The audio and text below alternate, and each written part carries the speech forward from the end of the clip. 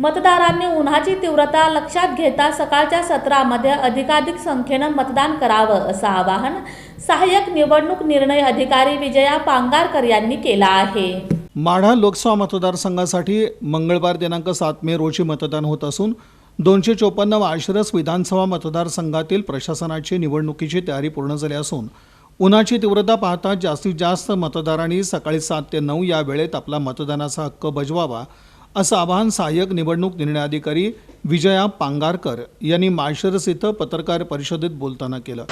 338 केंद्र आहेत आपली आणि 338 केंद्रांसाठी आपली 338 पत्रकं आणि राखीव अशी 372 पत्रकं आपल्याकडे उद्या माढा, सांगोला, करमाळा आणि बार्शी या तालुक्यातनं आपल्याकडे आणि आपल्या तालुक्यातल्या महिला असं मिळून एक 1500च्या आसपास कर्मचारी आपल्याकडे येणार आहेत। या सगळ्या कर्मचाऱ्यांना आपण उद्या मतदान केंद्रांवर जाण्यासाठी रवाना करतो आहोत।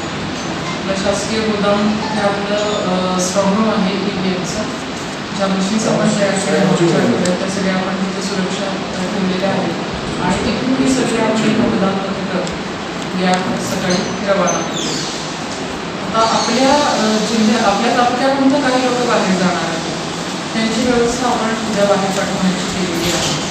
म्हणजे माढा असेल किंवा करमाळा असेल तर बार्शी असेल या 3 ठिकाणी आपण आपली माणसं पाठवत आहोत। त्याच्यासाठी बसेसची व्यवस्था आपण केली, त्याच्यामध्ये आपल्याला प्लेसमेंट दिलेलीच होती। या बसेस आपल्या उद्या सकाळी 5:30 वाजता SD स्टँडवरनं सुटतील।